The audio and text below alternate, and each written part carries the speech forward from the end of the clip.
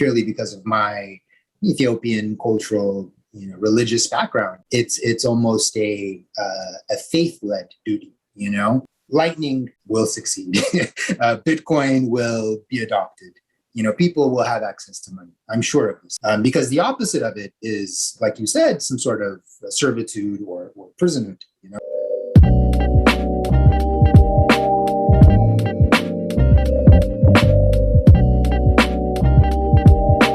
From the home of Bitcoin and all things blockchain, Peckham, South London, this is the Genesis Block Education Podcast, and I'm your host, BitcoinBirr. This is just a quick intro to part 2 of our podcast with Kal Kassa, where we'll be focusing on Ethiopia and the Lightning Network. But before I let you go, just a quick reminder, please check out the BitcoinBirr website for the latest podcasts, articles, and other great bits of information.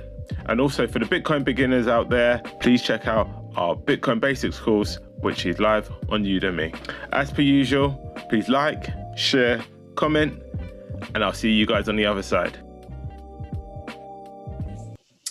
Mr. Kal Kassa, how are you doing again? I'm good. All is well. Enjoying speaking to you. Thank you for taking the time. No, definitely enjoying having you on this podcast. And in this podcast, we are talking about Ethiopia and the Lightning Network. Now, I'm going to hold my hands up. I know a little bit of the Lightning Network, but not a lot. So please explain to us, what is the Lightning Network? And actually, what is an open monetary system? Absolutely. So, it's something that allows me as an individual to send hard money across to you instantly and at almost no fees. And so there are, I guess, two different parts of that. One is that it's instant. And the way they do that is I guess you have to understand the difference between a transaction layer and a settlement layer. Mm-hmm. And so the transaction happens instantaneously, in less than a second, you have your sats sent right over to you.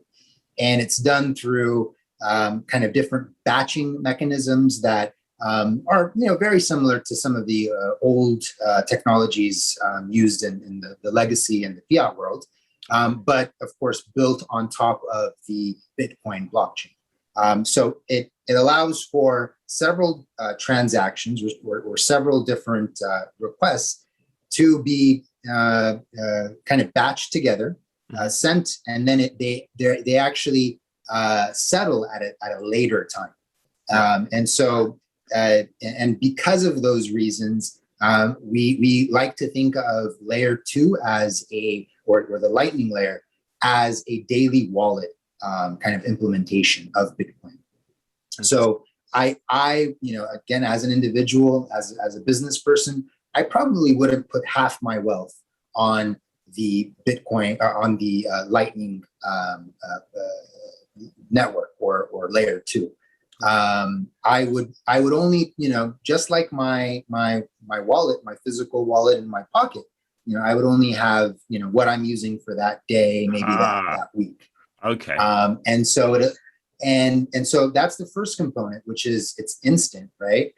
It doesn't take any, confirmations or such. And then the second part of that is it's nearly free. So, to send you, 100 sats, I'll be paying, 1 sat, if that. So to have a transaction cost of less than 1%, which is really the case in some of these wallets, mm-hmm. It's revolutionary for countries like Ethiopia, where this hasn't happened in any kind of monetary policy or any previous currency. And, it's never been this fast, this cheap, this digital. And then, of course, layer 2 brings with it just about all of the different benefits of using Bitcoin. Right. So, and then we would go into Bitcoin. So, I think Lightning is an interesting kind of implementation of Bitcoin. it's the way that I've most used Bitcoin. So, right. Okay. Absolutely. So, so if you're having the conversation in the United States, what's most interesting to, Americans is the idea of store of value, right? Oh, this is digital gold. I can put it up in the cloud, and I have the password in my head. Yeah. The keys are with me, and it's stored, right? And in case of a rainy day. You're talking about Bitcoin. So in terms of a use case for Bitcoin in America is more focused on store of value.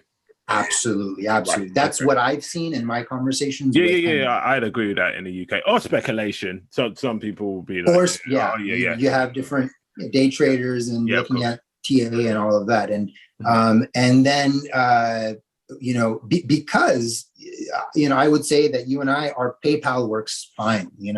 Our Stripe account, our Venmo account, and all of these things work, right, relatively okay. If you're in kind of short distances and things like that. And so in Ethiopia, Bitcoin is amazing, right? Because you don't need to buy a car, a house, gold, dollars, a cow to like save your earnings, to save your value and your time. You could just buy Bitcoin. But you can also now use it for instant payment. And, in Ethiopia, there are a lot of reasons why you don't want physical cash with you. You don't want kind of, there might be a lot of reasons why that physical cash doesn't support you. So, for me, as a person who's traveling quite a bit, it's really been that medium of exchange bit that's gotten me into Bitcoin. So I actually started on layer 2 on the Lightning network. That's actually what's most comfortable to me. And so, it is both a store of value and a medium of exchange. Got it. So why wouldn't someone just do these transactions on the base chain or the base layer of Bitcoin or, the normal Bitcoin core? Why would they want to go to a layer 2 solution? Sure. It may be the case that you do need to have it be a little bit more, secure, right? Okay. That's usually where the argument comes from, why you use layer 1 instead of layer 2. And so that type of need comes from an individual that's making a large transfer, right? Because there are fees attached with sending these bits, right? So the case goes, if I wanted to buy a house or a Lamborghini, I would not do that in a Lightning environment, right? Right. Okay. It's meant for smaller transactions. Okay. I think it depends on kind of the fee structure and your wallet and all of this, but usually between 10 cents to $10, maybe pushing it up to $50 to $100. Those are the type. Micro transactions, really. That micro.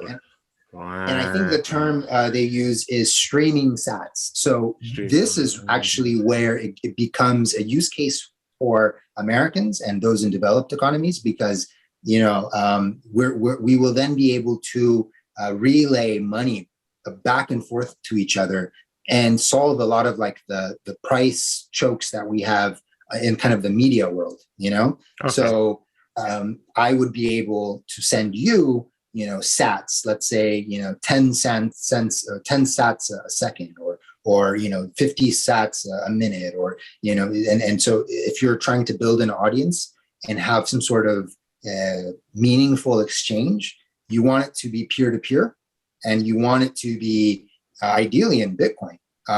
And so again, your content might only be 2 minutes long, right? And a full Bitcoin blockchain, it's not going to confirm in under that time, right? So you want a network that really responds to your content and your audience.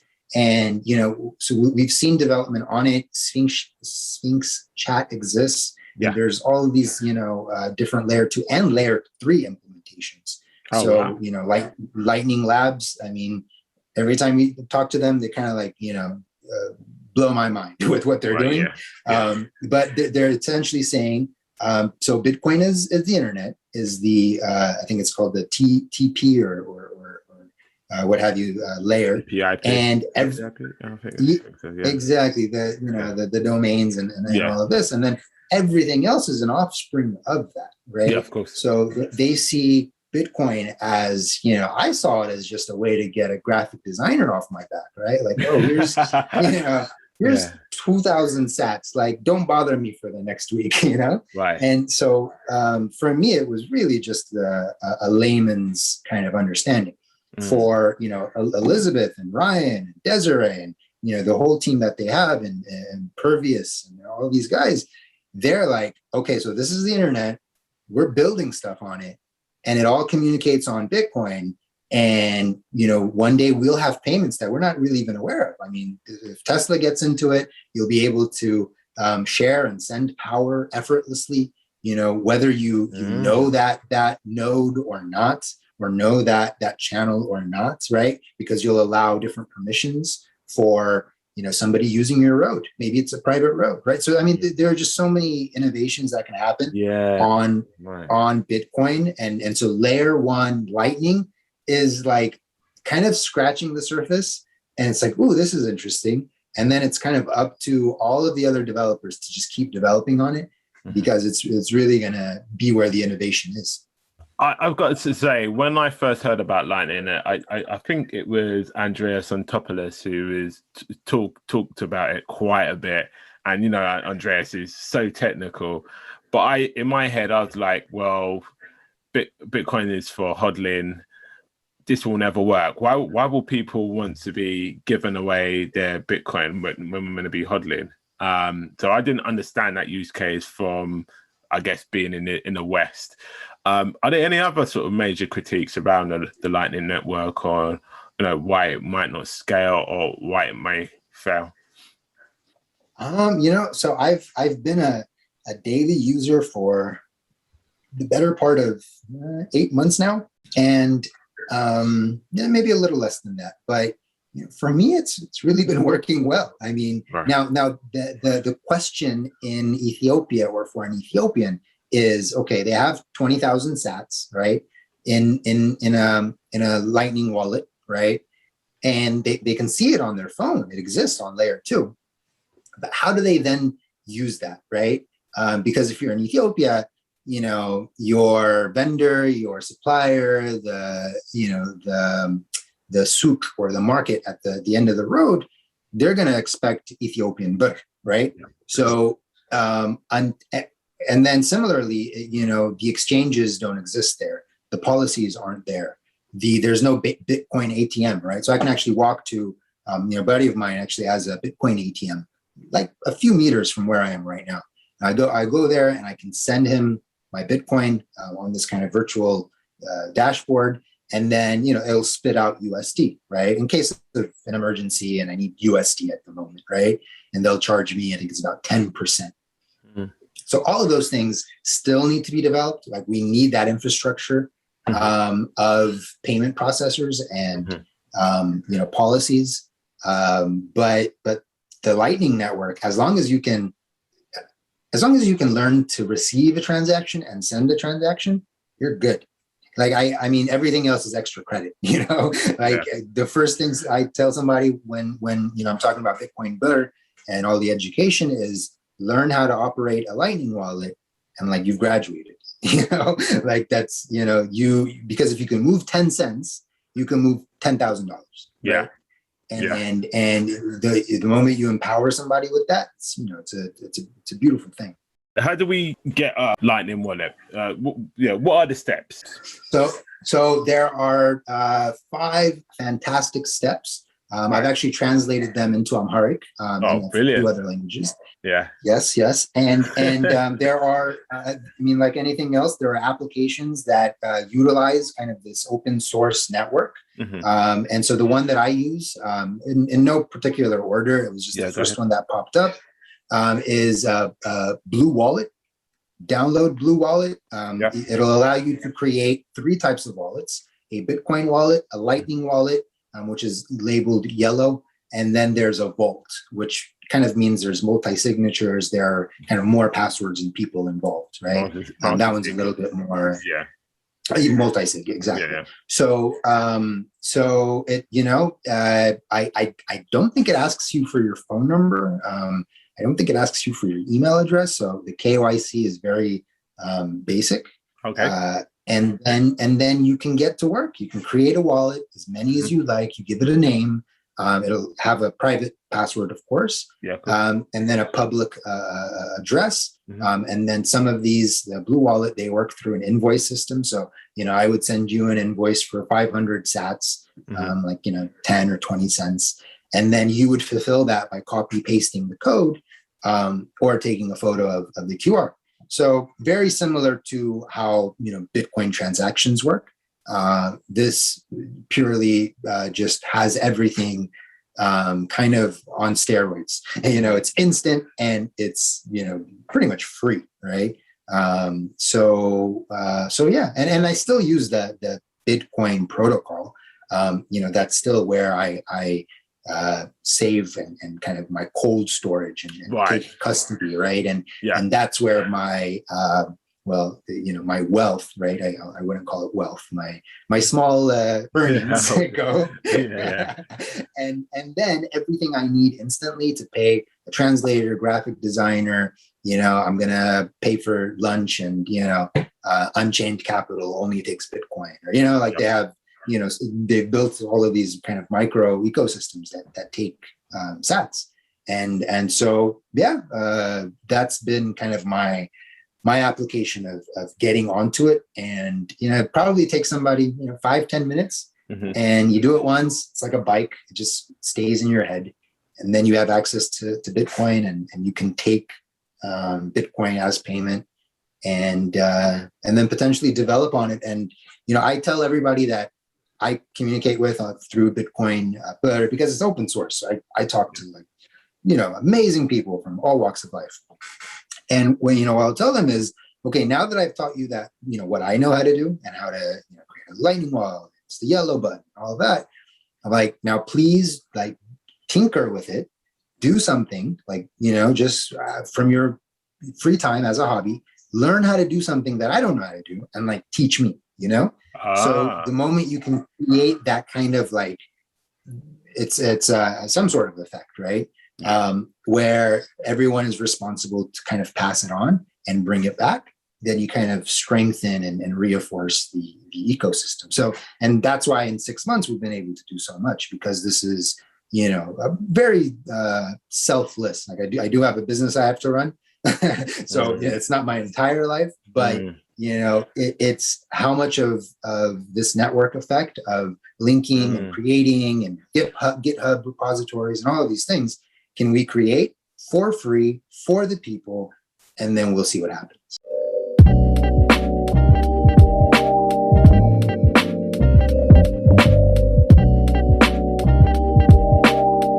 So, unless you've been hiding under a rock recently, you may have heard about this thing called Bitcoin.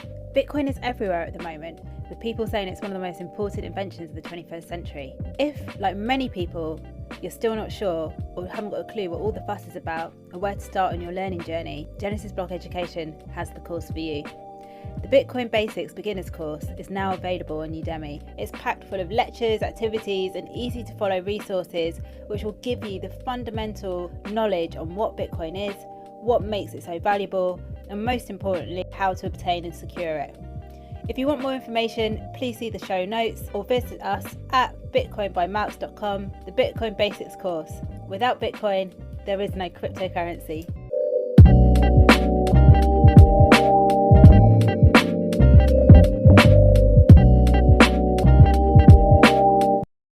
How much do you feel that talking about Bitcoin in sats will open it up and making it more accessible, or do you even think it's important? It is important. It's part of the.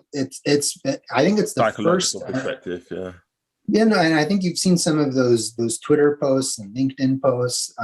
It's the first lesson, which is what is a Satoshi, right? Who is Satoshi? If we have a little bit more time, but what is a Satoshi, right? It's a fraction of a Bitcoin, right? Yeah. It's 1/100 millionth of a Bitcoin.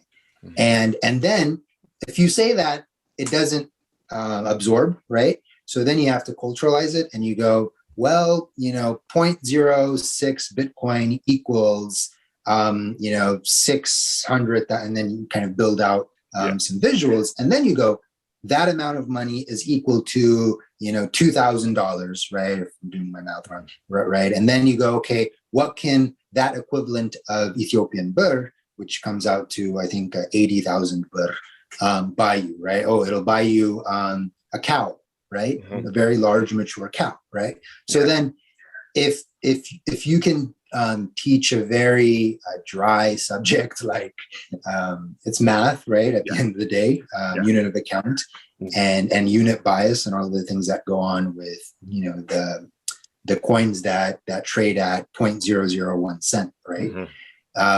If you can contextualize it into a cultural kind of thing, and have it be visual, have it be cultural, have it be in the Ethiopian language, then I think that's the best way to teach what a Satoshi, a unit is, But it's the most important thing. I mean, so if you come in, you learn how to use a wallet, kind of by definition, you learn what a Satoshi is because you'll see the number on your wallet. But if not, that's the second piece of education, right? Which is diving more into Satoshi and unit of measurement and all of that. So turning our attention slightly to what's happening in El Salvador. So can you put into context what was achieved by Jack Mallers' Strike global team with the Bitcoin Beach project and the subsequent rollout of the Strike wallet in El Salvador? Can you put into context from a Lightning perspective how big and important that was? And actually for some people who don't know what happened, what actually happened? Absolutely. So, I mean, I think what Jack Mallers has been able to do is really put Bitcoin out on the kind of the media, right? The global media. And he's been able to really take center stage and say, hey guys, this matters, right?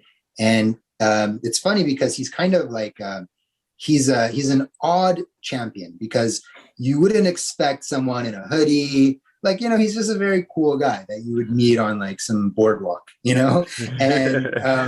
skateboarding. and he's skateboarding and just kind of like, just a cool guy. But he's out there like fighting for, these countries and El Salvador and saying, look, micropayments, this works. Oh, you want to buy Bitcoin? Don't worry, we'll do it for free, right? Strike is pretty much free now. I think champions like him are, amazing, and we'll have more countries kind of follow suit. Every country will have their own path. Some might be faster, some might be full of more, the shitcoinery than the rest, and so, it's just, how do you get there? But yeah, people like Jack Mallers are, amazing. We should be giving people like him more credit. But, I think the Bitcoiner community too, it prides itself on having no heroes. No saviors. Yeah, totally. Yeah. So I can't, I shouldn't even be talking about Jack. Like Games of Thrones, you just killed a lead. We don't need to talk about it. We'll slay all of our. But as far as what he's been doing in El Salvador, like, it's an amazing achievement. I'm glad he did that. Yeah. Okay. So what are the major takeaways from what Jack has done in El Salvador for Ethiopia? Because that's what really is. I think it's it's things that seem a little like hard, but can really be done well if you have like the right people on your team and you build an ecosystem, right? So Jack Mallers isn't the only one there, right? He has built kind of physical places where you can go and redeem and buy and learn. And he's, and it's also important to have that ecosystem effect, because if I can have a surfing lesson, have a taco, and pay for my hotel and for my taxi ride all in Bitcoin, then it works. If one or two pieces of that is missing, then you are, your tourist experience is not going to, hold up as well. It's not going to become Bitcoin Beach, right? It's like semi-Bitcoin Beach. Yeah. So I think, having that entire ecosystem learn together, and there is dissent. Like there are people saying, oh no, like what's going on here? It's, and that's natural. Like you're never going to have 100% of the people adopt something, on day one. So it's just getting, having a little catalyst, and then, supporting everybody else to kind of get there, and kind of forcing somebody to kind of take their medicine, if you will. But I think that's a good way to look at it. because he's really, it's really an expense, like think about all of these people traveling down there, and going to learn and support, they're spending a lot of resources, right? And I promise you, most of that is not like profitable, right? They're not gaining it, right? They're just kind of doing it because they like El Salvador. They think it's a great community. They that beach, the policy people have kind of invited them at the large tables. They're just like, all right, we'll roll with it, But this is what happens with open source movements. You can't predict where they'll go. There's no leader that we can, ask to help us. We're on our own here. So yeah, it's an amazing achievement, and I think and Ethiopia stands to benefit because we will learn from. Let's just say there are missteps in any corner of the world. Ethiopia will learn from that. So tell us about, well, we've heard about it quite a few times already, but just give us kind of the background story of the BitcoinBirr movement, the mission, the agenda, how you started it, how you came across it.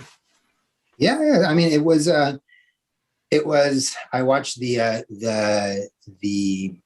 Naomi Osaka documentary on Netflix. I haven't watched that yet. Is that any good?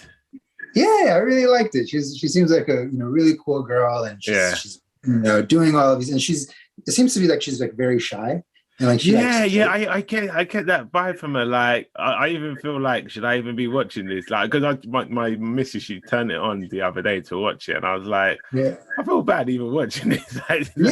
She doesn't like the spotlight, and I'm not watching this. Yeah, anyway, but but actually, like her, I think her story is really commendable because she seems to have really taken that duty of like, all right, I need to represent so many cultures and this amazing tennis star and all these things that people have like pushed onto her, and she's done a great thing with it. So I would say similarly, if this little open source objective can bring in as many talented cultures, people, ethnicities, I would hate to tie it to any language. So like, I have very like vague mission statements,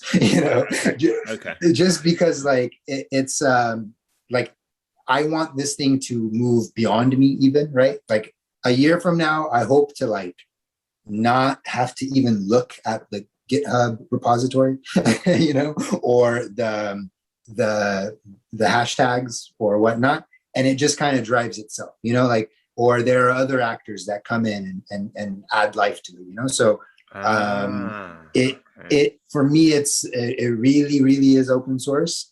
And hopefully that means I can kind of establish some good partnerships and bring on some great people. And there have been supporters like Ray Youssef, like he sends me money. Like I'm not a charity, I'm not a nonprofit or anything like that. He's just like, Kal, instead of you spending your money, just spend some of mine, and Russell Okund did the same. Yeah, I saw that. Shout out Russell. So it's just like, all right, so when you have like different people like supporting you like this, it's just, it makes things a lot easier. And I envision there'll be more support. The Ethiopian government, like I said, the state minister has been very supportive. I'm sure the Ministry of Finance have really studied the topic, And now they're just kind of like, all right, what do we do? And so this is, as long as this stays relevant, then the objective is clear. And then it becomes an issue of how many people can we teach digital wallet education to. So my number is 10,000. In a year, I want to teach 10,000 Ethiopians how to send a SAP, right? And so, because I'm already like 1% there, right? Or I'm sorry, I'm 10%. 10%. So yeah, and so if I can do 10,000, then you can assume that a small percentage of them will also teach somebody how to use it, right? And then they will grow the ecosystem. And yeah, so 10,000 I think is an achievable goal in 1 year. And so yeah, a year from now, invite me back and ask me how I'm doing. Amazing. I love that. Okay, well, we'll definitely follow. We'll see you in a year to talk about that. No, that is fantastic. And if I don't make it, I'll be back and I'll be crying, and I'll tell you why it didn't happen, and I'll be this Monday morning quarterback. No, that is, and because it's something which is just totally organic and literally started from nothing. They're the kind of movements that normally sort of catch fire when you don't expect it, and to have sort of people, high profile people like Russell Kung, contributing to it's fantastic. Just in terms of wider Bitcoin and Lightning community, is there anything they can do to help? It sounds like they're helping you already, but if you were to shout out to the community, what more can they add? And I suppose Jack has done enough for hashtag ETH, but is there anything more that the community can do to increase what you're doing? And how are you taking your learnings and sharing it with the rest of sort of the people across the African continent? Are you engaging with other thought leaders as yourself? Yeah, absolutely. I mean, they can simply just enjoy the conversation and contribute to the conversation. So I've noticed there are two type of social media connoisseurs. There are the ones that kind of stay on the sidelines and they read, and they're kind of learn, right, which is good.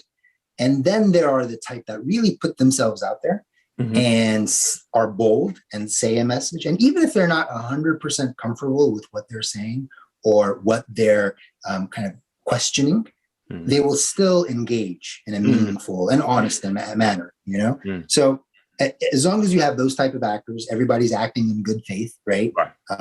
It's unfortunate because, sometimes it's not that the person is at fault, but just their interests collude, or they don't have a good, there are other factors at play. So, because a lot of those social media conversations turn ugly, and so there's a reason why that happens. And so if you can find a way to learn and contribute in constructive, positive ways, and, I see that you do that across Twitter, across all the major platforms, and, you host a podcast and are hosting me and have given me that privilege, or that space to talk about whatever I want.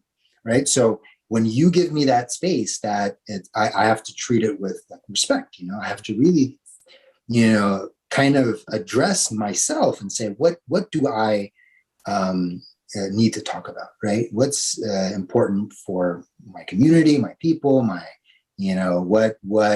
how can I spend, this hour well, And if everyone does that, everyone from Jack Dorsey, God bless him, he said a few days ago that Bitcoin will bring world peace. Yeah, so so he used his, I think it was called the B word. So he used his time to say that, which is amazing. And if somebody has 50 Twitter followers, right, and they have a platform. It's a small platform, but they still have a platform. Say something that matters. Say something that you can source, you can cite, you can feel, and yeah, be a part of the conversation, because if you don't say anything, nobody else is going to say it for you. So what do you see for the Lightning Network in Ethiopia for the road ahead? Do you see Ethiopians using it to make payments, transactions, across the globe? Do you see it getting to that level? Yes, it will. It will. And I don't like to toot my own horn, but I'm an excellent marketeer, and I know for a fact that the Lightning team, the Lightning Labs team, the community of Bitcoiners, they love Injera, they love Ethiopia, and they want this thing to succeed. Some Injera too. So it's almost like it's everything is fulfilling. Everything is, there's almost a faithful component to this. And, there are so many kind of faith-based hallmarks to, I think there are entire, chapters about kind of money movers, money manipulators, and how, that is an evil. You should rid your community of high interest profiteers of money. And because you can make the point that 1% to 3%, 5%, there's risk, there's this, there's that, there's service fee, right? But when you're forced into a high interest, highly inflationary environment, it's really painful for many people. And so, I'm not going to point to this religion or that, but let's say most of the religions have safeguards against this. And so, and purely because of my Ethiopian cultural, religious background, it's almost a faith-led duty, So Lightning, will succeed. Bitcoin will be adopted. People will have access to money. I'm sure of this, because the opposite of it is, like you said, some sort of servitude or imprisonment, So yeah, our sovereignty, and it's not a request, it's more of a, and not a demand either. I don't think anybody's angry. I think it's just, it'll naturally happen. This is one of the biggest kind of peaceful resistances I've ever seen. Ethiopians are very amazing. It's so peaceful, and that's why I just say this whole subject of Bitcoin is mind blowing when you just look at it. But you really have to take your time and really look at it, and you break it down so well and so succinctly. Okay, where can people find Kal Kassa? I will definitely have some of your articles posted in the show notes, but where can people find you? Where can people engage with you?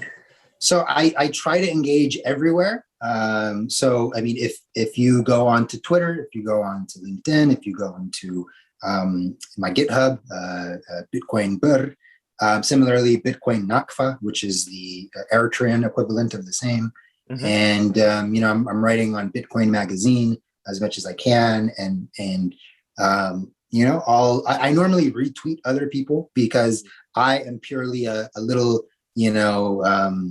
just a vestige, like a small little vessel, it's really everybody else's contribution that has made this into what it is. I'm just like that little Ethiopian piece, and I try to make it full of like character, and I try to be funny, and I try to have food pics and really have a positive note. But really, this is an open thing. So, come visit, say something, I'll retweet you, and then, you will be a part of that conversation. So yeah, I think Twitter is probably the best way. And then just shoot me an email. It's surprised how little email I get. I mean, I get a lot of DMs and things like that. But yeah, if anybody has kind of a more purposeful kind of objective in mind, ways that I can strengthen what I'm doing, or ways they want to work or reach out, send me an email. I will read it. Fantastic, Kal. Brilliant conversation. Looking forward to have you on again. And yeah, we'll catch up. Hopefully we can, and when all of this pandemic nonsense goes away, we can probably have some injera in Addis Ababa sometime, right? I like it. I'll take you to some of the historic sites. No. We'll do Lalibela. We'll do all the big museums, and we'll have some injera. Thank you, I'm definitely Malcolm. up for that. Cheers. So what do you think? For me, another great podcast, or should I say, 2 parts of a podcast.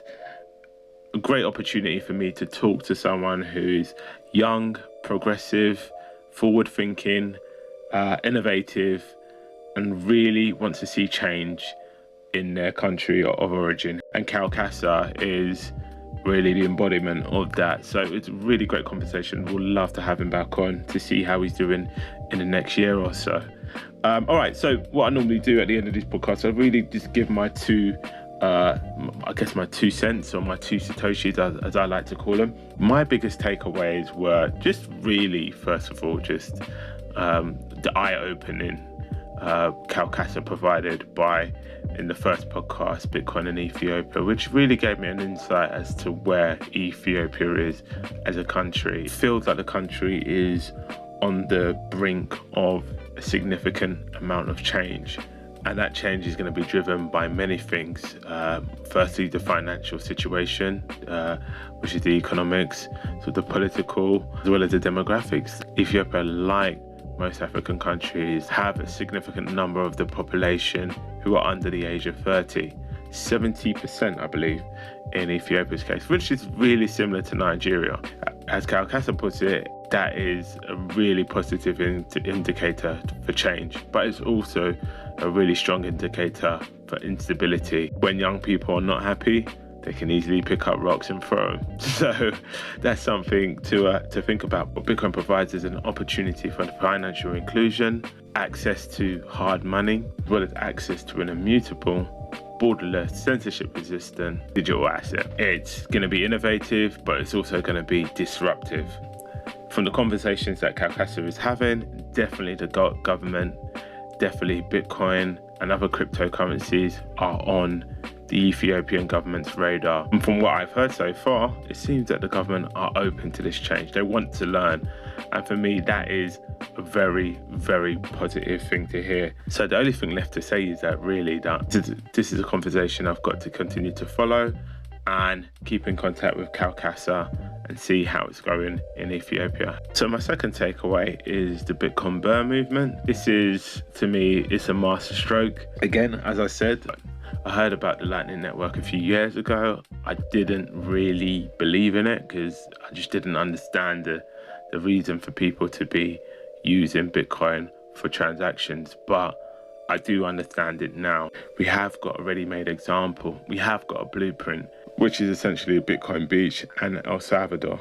What Kal Kassa is literally doing is lifting and shifting that modus operandi to Ethiopia, and is really trying to start an organic movement, building a community where transactions are done on the Lightning Network. This is something that anyone can do. His mission to get 10,000 people using the Lightning Network and sharing that information is absolute genius.